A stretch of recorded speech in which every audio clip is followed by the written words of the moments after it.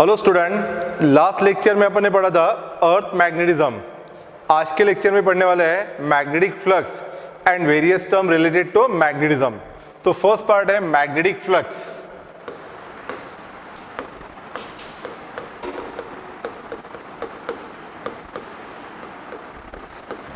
Suppose area ds is placed in a uniform magnetic field. Area ds is placed in a uniform magnetic field of induction B. Then magnetic flux is defined as the total number of magnetic line of force passing normally through a given area, and it is given by flux phi equal to B vector dot ds vector. तो यहाँ पे area क्या हो गया, vector quantity, और उसकी direction क्या रहेंगी, normal to the surface. Okay, so magnetic flux is defined as the total number of magnetic line of force passing normally through a given area is called as magnetic flux through that area, and magnetic flux phi is equal to B vector dot ds vector. अब देखो यार, if normal drawn to the area makes an angle theta with the direction of field, then component of field along normal direction is B cos theta, and therefore flux to the surface is given by B cos theta into ds. Magnetic flux to the surface is given by flux phi is equal to B cos theta into ds. So the magnetic flux is defined as the total number of magnetic line of force passing normally through a given area. और उसके बाद है magnetic flux density.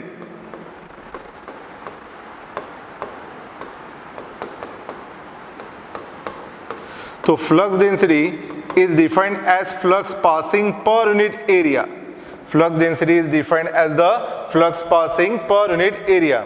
तो देखो यार, magnetic flux it is defined as the number of magnetic field line passing through a surface, the number of magnetic field lines passing through the surface.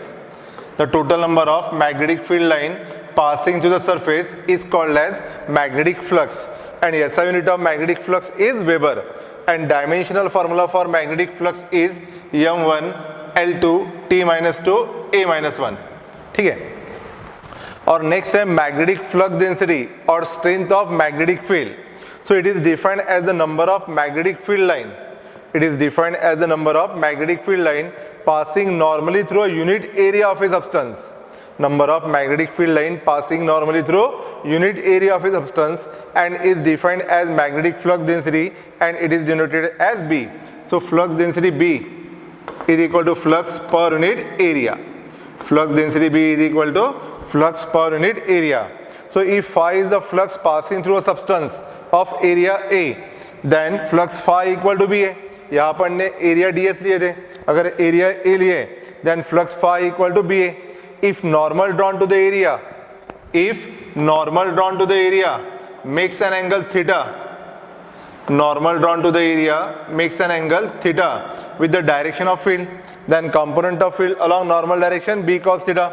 So flux phi equal to B A cos theta, where theta is the angle between magnetic field B and area vector. Magnetic field B and area vector.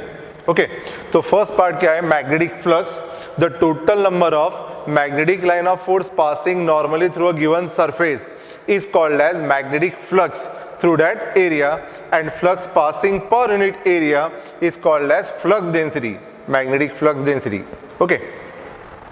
अब देखो यार, next part है some important term use to describe the magnetic property. तो first है magnetic field. अब देखो यार, suppose a soft and core is placed in external magnetic field. Soft and core will get magnetized because of the external magnetic field. So when a magnetic material is placed in vacuum, a magnetism is induced in it. When a magnetic material is placed in vacuum, a magnetism is induced in it. The magnetic field that exists in vacuum and induced magnetism is called as magnetizing field. फिर से देखो यहाँ, अगर कोई soft and core magnetic material external magnetizing field में रख देंगे तो सॉफ्ट आयन कोर क्या हो जाएगा, मैग्नेटाइज। ये किसकी वजह से हुआ, वो एक्सटर्नल मैग्नेटिक फील्ड की वजह से। So the magnetic field that exist in vacuum and induce magnetism is called as magnetizing field. For example, consider a toroidal solenoid, and when current is passed to the toroidal solenoid, it produces a magnetic field along the axis, and magnetic field along the axis is given by BH equal to mu naught NI. ठीक है, so magnetic field inside the toroidal solenoid, इसको actually B naught बोलेंगे, magnetic field inside the toroidal solenoid is equal to mu naught NI, where N is the number of turn per unit length and I be the current. Okay, तो यहाँ पे देखो, when magnetic material is placed in vacuum, a magnetism is induced in it. So the magnetic field that exists in vacuum and magnetize the material is called as magnetizing field. ठीक है, और magnetizing field produce inside the toroidal solenoid या simply solenoid B0 is equal to mu naught NI. Okay, where N is the number of turn per unit length. और इसको क्या बोलेंगे, this field is called as magnetizing field.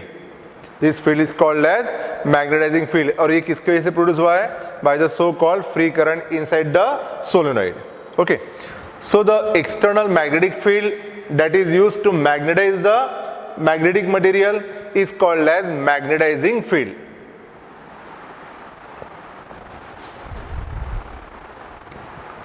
Next है magnetic induction. Next part है magnetic induction. अब देखो यार, जैसे अपन ने कहा था कि origin of magnetism due to orbital and spin motion of electron every atom will behave like a magnet. जब इलेक्ट्रॉन रिवॉल्व होगा अराउंड द न्यूक्लियस, ठीक है, when electron revolve around the nucleus, तो motion of electron around the nucleus is equivalent to a current loop. तो जैसे मैंने कहा था कि when current flow through the coil in clockwise direction, मतलब इलेक्ट्रॉन एंटी क्लॉकवाइज है तो उसका करंट क्या रहेगा, क्लॉकवाइज।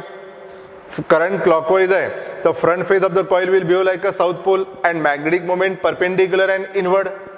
कुछ इलेक्ट्रॉन में, कुछ एटम में इलेक्ट्रॉन फ्लो होंगे एंटी क्लॉकवाइज या क्लॉकवाइज। तो depending upon the direction of motion of electron, magnetic moment ये रहेगा इनवर्ड या आउटवर्ड। अब देखो यहाँ, हर एटम जो है ये कैसा बिहेव करेगा, एज अ मैग्नेट। हर एटम को क्या है, मैग्नेटिक मोमेंट है due to orbital and spin motion, and magnetic moment of all the electron या magnetic moment of all the atom are randomly oriented. Magnetic moment of all the atom are randomly oriented. जैसे मैंने कहा था कि electron anti clockwise है तो इसका current क्या रहेगा, क्लॉकवाइज। करंट क्लॉकवाइज है तो front face of the coil will behave like a south pole and magnetic moment क्या रहेगा, परपेंडिकुलर एंड इनवर्ड। तो इस तरह जितने भी एटम्स होंगे सभी के सभी कैसे है, मैग्नेट है, सबको क्या है, मैग्नेटिक मोमेंट, और सबका मैग्नेटिक मोमेंट कैसा है, रैंडम डायरेक्शन। ओके, अब देखो यहाँ मैग्नेटिक इंडक्शन मतलब क्या। Suppose a toroidal solenoid is wound round a ring of magnetic material. Toroidal solenoid is wound round a ring of magnetic material. So under the influence of field B, the magnetic moment of the atomic current loop, magnetic moment of the atomic current loop, मैंने कहा था ना हर electron circular motion perform कर रहा है तो उसकी वजह से क्या मिल रहा है वहां पे, magnetic current loop.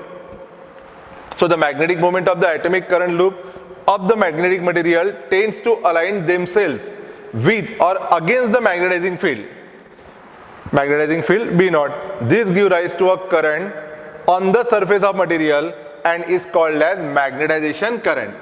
And is called as magnetization current. तो देखो यहाँ हर एटम जो है इनिशियली सबका मैग्नेटिक मोमेंट कैसा था, रैंडम डायरेक्शन में। जब एक्सटर्नल मैग्नेटिक फील्ड अप्लाई करेंगे B नॉट तो इसके एटॉमिक मैग्नेट क्या हो जाएंगे, अलाइन। ठीक है, वो डिपेंड है अगेंस्ट या सेम डायरेक्शन, तो इनके वजह से एक सरफेस करंट प्रोड्यूस होगा।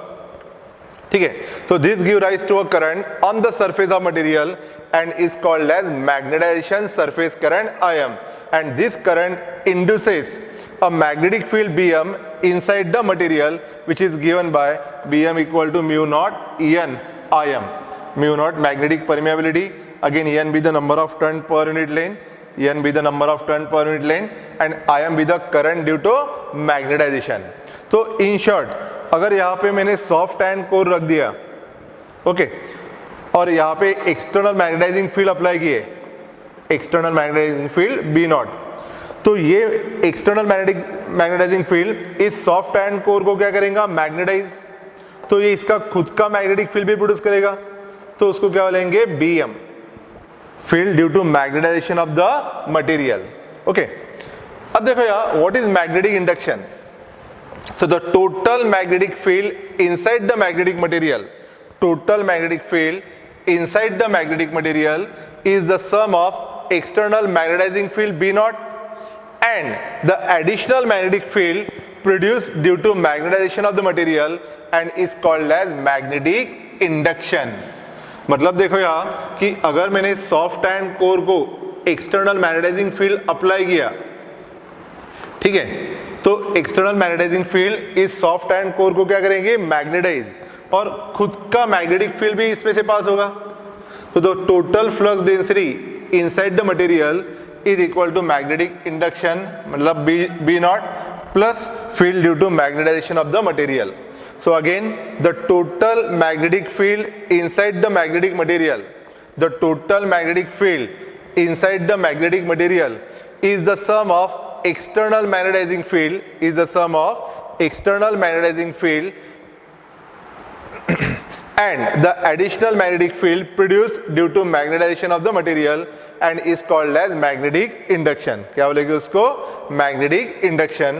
So the magnetic induction may also be defined as the total number of magnetic line of force crossing per unit area normally through the magnetic material. देखो total magnetic field B is equal to B naught plus BM. B naught क्या है, magnetic induction when there is vacuum, और Bm क्या है, magnetic induction due to magnetization, and this B is also called as number of magnetic line of force crossing per unit area normally through the material.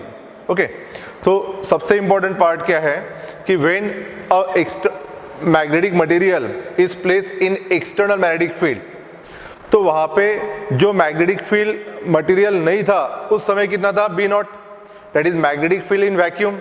अगर कोई magnetic material उस पर रख देंगे तो वो तो फील्ड है, plus the magnetic field produce रहेगा ड्यू टू मैग्नेटाइजेशन, तो टोटल फील्ड क्या रहेगा, B equal to B naught plus BM, तो इसको क्या बोलेंगे, magnetic induction. So again the total magnetic field inside the material is the sum of external magnetizing field, is the sum of external magnetizing field and the additional field produced due to magnetization of the material and is called as magnetic induction, or it is defined as the total number of magnetic line of force, the total number of magnetic line of force crossing per unit area normally, the total number of magnetic line of force crossing per unit area normally through the material. और इसका SI unit क्या रहेगा, SI unit of magnetic induction is Tesla, SI unit of magnetic induction is Tesla and SI unit या इसको weber per metre square भी बोलेंगे, which is equivalent to newton per ampere metre और joule per ampere metre square.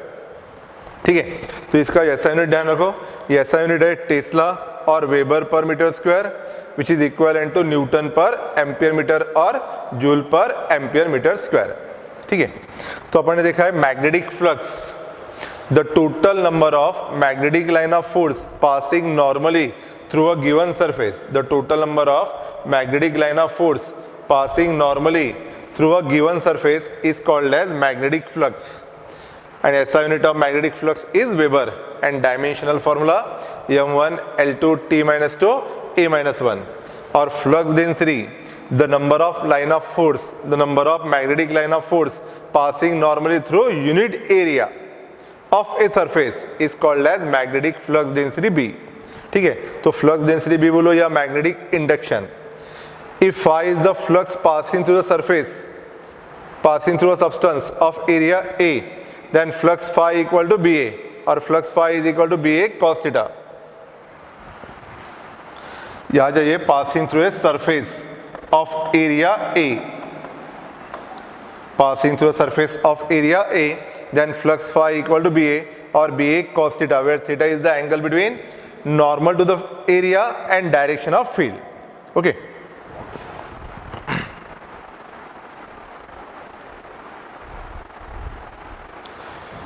Next part है magnetising field intensity. ये important part है, magnetising field intensity. अब किसी मैग्नेटिक मटेरियल को एक्सटर्नल मैग्नेटाइजिंग फील्ड में रख देंगे तो मटेरियल क्या हो जाएगा, मैग्नेटाइज. अब वो कितने स्ट्रांगली खुद को मैग्नेटिक मटेरियल में कन्वर्ट करेगा ये डिपेंड है इंटेंसिटी ऑफ मैग्नेटाइजिंग फील्ड पे. So the ability of magnetizing field to magnetize a magnetic material placed in it is called as magnetizing field intensity or simply magnetic intensity H. फिर से देखो यहाँ, the ability of magnetizing field to magnetize a material medium, to magnetize a material medium is called as magnetizing field intensity or magnetic intensity H, and its magnitude may be defined as the number of ampere turn flowing round a unit length of the solenoid required to produce the given magnetizing field. जैसे आपने देखा होगा कि inside the solenoid B equal to mu naught Ni, तो कितना magnetic field produce होगा ये current के ऊपर डिपेंड है कि नहीं, और नंबर ऑफ टर्न के ऊपर. तो it may be defined as the number of ampere turn, the number of ampere turn flowing round the unit length, number of ampere turn flowing round the unit length of the solenoid required to produce a given magnetizing field. So यहाँ पे intensity of magnetizing field H equal to क्या रहेगा, Ni. Intensity of magnetizing field H equal to Ni. ठीक है, तो ये formula important है, intensity of magnetizing field. तो फिर से एक बार, the ability of magnetizing field to magnetize a material medium is called as magnetizing field intensity और मैग्नेटिक इंटेंसिटी H, और it is defined as the number of ampere turn flowing round the unit length of the solenoid required to produce the given magnetizing field, thus H equal to Ni. अब देखो यहाँ B naught is equal to mu naught Ni equal to H, that is intensity of magnetizing field. So intensity of magnetizing field H equal to B naught upon mu naught, where B naught is called as magnetic induction in vacuum upon magnetic permeability. ठीक है, तो ये second formula important है, H equal to B naught upon mu naught. And the dimension of magnetic intensity are L-1 A. The dimension of magnetic intensity are L-1 A, and SI unit is ampere per meter, which is equivalent to Newton per meter square per Tesla. ठीक है, तो आपको इतना ध्यान में रखना है, इसका SI यूनिट क्या रहेगा, एम्पियर पर मीटर. H का SI यूनिट रहेगा एम्पियर पर मीटर. ठीक है, और इसका ये फॉर्मूला ध्यान में रखो, intensity of magnetizing field H equal to B naught upon mu naught. Okay, अगर ये वैक्यूम में है तो, अगर कोई मीडियम में रहता तो intensity H equal to flux density in a medium upon permeability of medium, H equal to B upon mu. Okay, next है intensity of magnetization. Next part है इंटेंसिटी ऑफ मैग्नेटाइजेशन. यहाँ पे अपन यूज करेंगे intensity of magnetization capital I, या कुछ books में लिखा रहता mz, intensity of magnetization mz. ठीक है, अब देखो यहाँ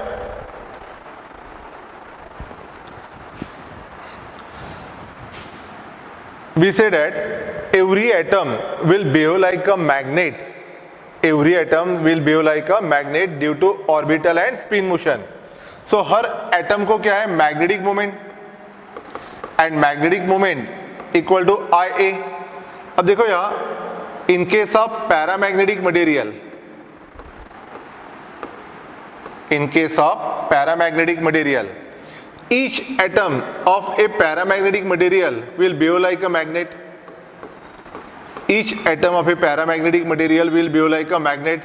और इन सभी का मैग्नेटिक मोमेंट जो है जो एरो से इंडिकेट कर रहे हैं, तो magnetic moment of all the atom एक ऐसे रैंडमली ओरिएंटेड। अगेन सेकंड है फेरोमैग्नेटिक मटेरियल, इसमें भी हर एक एटम जो है ये कैसा बिहेव करेगा एज अ मैग्नेट,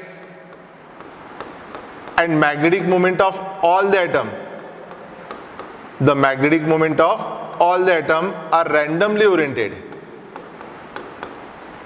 ओके, अब देखो यार दोनों के ऊपर मैंने same external magnetizing field apply किया है, दोनों के ऊपर same external magnetizing field apply किया है। ओके, तो क्या होगा कि यहाँ पे जितने भी एटॉमिक मैग्नेट है इमीडिएटली खुद को अलाइन करेंगे along the direction of field and they convert itself into the strong magnet. मतलब इनका इंटेंसिटी ऑफ मैग्नेटाइजेशन जो है ये सबसे ज़्यादा है, क्योंकि इसमें मैग्नेटिक डायपोल मोमेंट की वैल्यू भी क्या रहेगी, ज़्यादा। और ये जो है यहाँ पे 100% अलाइनमेंट नहीं होगा, we say that only 60 to 70% atomic magnet align themselves along the direction of field और रिमेनिंग स्टिल रैंडम डायरेक्शन में है। तो ये 100% मैग्नेटाइज हुआ क्या, नहीं, मतलब इसमें मैग्नेटिक डायपोल मोमेंट की वैल्यू क्या रहेगी, कम, because it convert itself into the weak magnet. But वही फेरोमैग्नेटिक मटेरियल खुद को कन्वर्ट करेगा स्ट्रॉन्ग मैग्नेट में। अब intensity of magnetization capital I बोलो या mz बोलो, intensity of magnetization is defined as the magnetic dipole moment develop per unit volume. दोनों का वॉल्यूम सेम है, बट यहाँ में मैग्नेटिक डायपोल मोमेंट क्या है, लार्ज एंड पॉजिटिव है, यहाँ पे क्या है, स्मॉल एंड पॉजिटिव। तो इसमें फेरोमैग्नेटिक मटेरियल में इंटेंसिटी ऑफ मैग्नेटाइजेशन क्या रहेगा, ज्यादा। So the intensity of magnetisation is defined as the magnetic dipole moment developed per unit volume.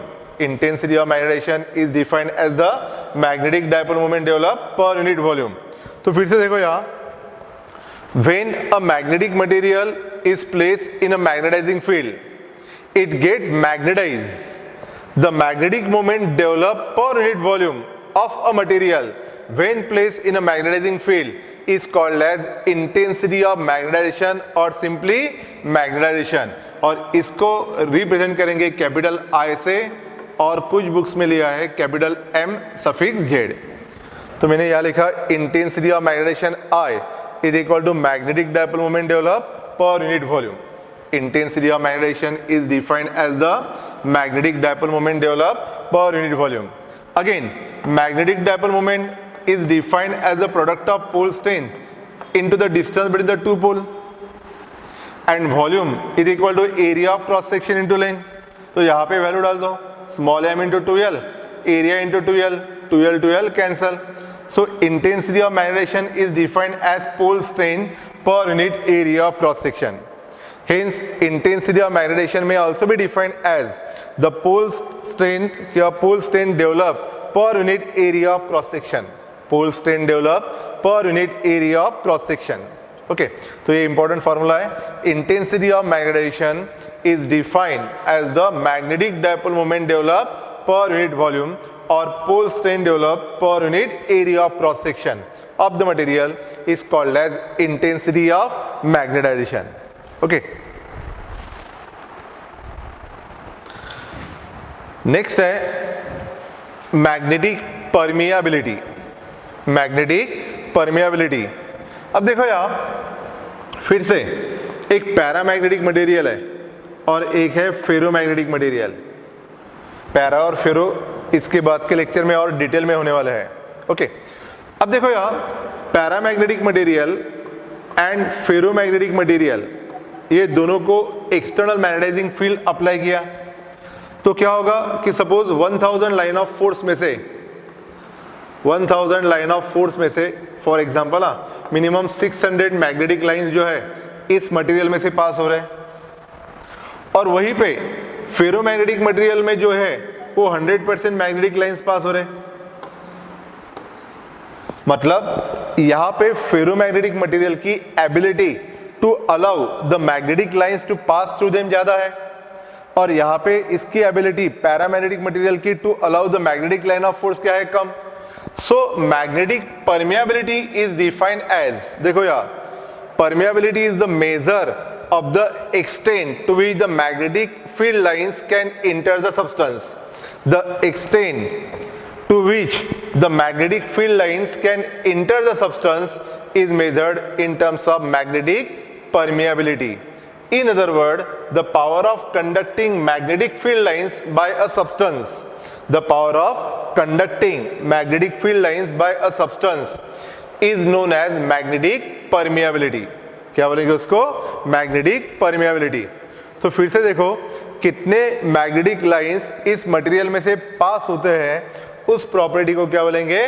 Magnetic permeability. The extent to which the magnetic field line can enter the substance, the extent to which the magnetic field lines can enter the substance is called as magnetic permeability, or the power of conducting magnetic field line by a substance is known as magnetic permeability. And magnetic permeability mu equal to B upon H, that is magnetic induction upon intensity of magnetizing field. जैसे मैंने कहा था magnetic induction मतलब क्या? The number of magnetic line of force passing normally through unit area of a substance, उसको क्या लेंगे? Magnetic induction. So mu is equal to B upon H, and H is the intensity of magnetizing field, और B equal to mu H, और B equal to mu H. So ऐसा unit of magnetic permeability, ऐसा unit of magnetic permeability, magnetic induction का क्या रहेगा? Tesla, और H का unit है एम्पियर पर मीटर. तो ये मीटर ऊपर जाएगा तो टेस्ला मीटर पर एम्पियर. ऐसा यूनिट क्या हो गया? टेस्ला मीटर पर ampere. And dimensional formula m1 L1 T minus two A minus 1, ये आपको ध्यान में रखना है. m1 L1 T minus two A minus 1. तो आगे ध्यान में मैग्नेटिक परमिएबिलिटी मतलब क्या? The ability of magnetic material to which it allow the magnetic field line to pass through them, इसको क्या लेंगे? Magnetic permeability. और जैसे मैंने कहा था पैरा और फेरो, तो फेरोमैग्नेटिक मटेरियल में सबसे ज़्यादा मैग्नेटिक लाइंस पास होगी तो उसकी परमिएबिलिटी क्या है? ज़्यादा, और पैरामैग्नेटिक की परमिएबिलिटी क्या रहेगी? कम. ओके, नेक्स्ट है रिलेटिव मैग्नेटिक परमिएबिलिटी. अब देखो यार, the ratio of flux density और magnetic induction inside the material to the flux density in vacuum is known as relative magnetic permeability. So relative magnetic permeability is equal to flux density in a medium to the flux density in vacuum. Now B equal to mu into H and B not equal to mu not into H. यहाँ पे H cancel. So relative magnetic permeability is equal to permeability of medium upon permeability of vacuum. Permeability of medium upon permeability of vacuum. Therefore mu equal to mu not into mu R. mu equal to mu naught into mu r. ठीक है, where mu naught is the absolute permeability of vacuum or free space. For vacuum इसकी value कितना है? mu r equal to 1, and for iron relative permeability exceed 1000. ठीक है. So note number 1, a substance which can be easily magnetized has large value of mu. Substance which has easily magnetized has large value of mu. अब देखो यहाँ ferro और paramagnetic material में, ferromagnetic material easily convert itself into the strong magnet. So permeability of ferromagnetic material is very large as compare to that of paramagnetic material. Okay, and number 2 है relative permeability of in magnetism is compare to the dielectric constant K in electrostatic. जैसे अपन ने कहा था कि dielectric constant K is equal to epsilon upon epsilon naught. ठीक है, तो यहाँ पे relative permeability is equal to mu upon mu naught. Okay, next part है मैग्नेटिक ससेप्टिबिलिटी. अब देखो यहाँ डायमैग्नेटिक, पैरामैग्नेटिक और फेरोमैग्नेटिक, ऐसे 3 मटेरियल लिए अपन ने. तो पैरामैग्नेटिक मटेरियल को एक्सटर्नल मैग्नेटिक फील्ड में रखो, वो खुद को कन्वर्ट करेगा into the weak magnet. Ferromagnetic material convert itself into the strong magnet, और डायमैग्नेटिक मटेरियल खुद को कन्वर्ट करेगा वीक मैग्नेट, और उसकी डायरेक्शन रहेगी opposite to that of external magnetizing field. अब देखो यहाँ how easily a substance can be magnetized is measured in terms of magnetic susceptibility. So it is a property of a substance which shows how easily a substance can be magnetized when placed in a magnetizing field. ठीक है, how easily a substance can be magnetized, how easily a substance can be magnetized when placed in a magnetizing field is called as magnetic susceptibility. And magnetic susceptibility is the ratio of intensity of magnetization. Magnetic susceptibility is the ratio of intensity of magnetization to the intensity of magnetizing field. अब देखो यहाँ intensity of magnetization equal to magnetic dipole moment developed per unit volume. Magnetic dipole moment developed per unit volume. So susceptibility is equal to the ratio of intensity of magnetization. Susceptibility is the ratio of intensity of magnetization to the intensity of magnetizing field. जैसे मैंने कहा था कि ferromagnetic material में खुद को easily strong magnet में convert करेगा, मतलब वहाँ पे इंटेंसिटी ऑफ मैग्नेटाइजेशन ज़्यादा है, और पैरामैग्नेटिक मटेरियल खुद को कन्वर्ट करेगा इनटू वीक मैग्नेट, तो वहाँ पे इंटेंसिटी ऑफ मैग्नेटाइजेशन वीक है. तो ससेप्टिबिलिटी किसकी ज़्यादा रहेगी? फेरोमैग्नेटिक की एज कंपेयर टू पैरामैग्नेटिक. तो susceptibility is equal to the ratio of intensity of magnetization to the intensity of magnetizing field. So susceptibility is equal to I upon H. As magnetic susceptibility is the ratio of two quantity having the same unit, क्योंकि इसका भी unit है ampere per metre और H का भी unit है ampere per metre, so it has no unit. Okay, तो susceptibility ये क्या है? Pure number, it has no unit. Okay. अब देखो यहाँ नेक्स्ट इंपॉर्टेंट पार्ट है relation between permeability and susceptibility. Relation between permeability and susceptibility. अब देखो यहाँ मैंने कहा था कि when a magnetic material, suppose यहाँ पे वैक्यूम है, तो फ्लक्स डेंसिटी और मैग्नेटिक इंडक्शन इन वैक्यूम कितना है? Suppose B naught. अब यहाँ पे अगर मैंने मैग्नेटिक मटेरियल रख दिया तो ये मटेरियल क्या हो जाएगा? मैग्नेटाइज. तो यहाँ पे फ्लक्स डेंसिटी बढ़ जाएगी. तो Bm ये क्या हो गया? Flux density due to magnetization of material. Bm क्या हो गया? Flux density due to magnetization. So total flux density inside the material is equal to flux density in vacuum, flux density in vacuum plus flux density due to magnetization. So देखो यहाँ the total magnetic field B in a solenoid having a material core is the sum of magnetic field in vacuum, sum of magnetic field in vacuum and the magnetic field Bm due to magnetization of the core having non-zero magnetic field. So total flux density inside the material, total flux density inside the material is equal to flux density in vacuum plus flux density due to magnetization. अब देखो यहाँ flux density in vacuum B naught is equal to mu naught into H. And if flux density due to magnetization is equal to mu into I, where capital I be the intensity of magnetization, I be the intensity of magnetization, so B is equal to mu naught H plus mu naught I. यहाँ पे mu naught common निकल लिया, H plus I. Again ध्यान में रखो I be the intensity of magnetization, या इसको capital MZ भी लिखते हैं, कैपिटल I या इसको MZ. Okay, dividing both side by H, we get B upon H is equal to mu naught H plus I upon H. तो यहाँ पे H upon H1 plus I upon H. B upon H is called as permeability mu.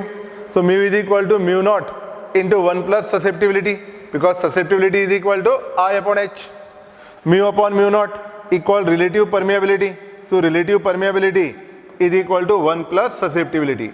तो ये formula सबसे important है, relative permeability.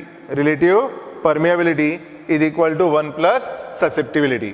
Okay, तो फिर से एक बार, अगर किसी मैग्नेटिक मटेरियल को एक्सटर्नल मैग्नेटाइजिंग फील्ड अप्लाई करेंगे तो flux density inside the material क्या रहेगा?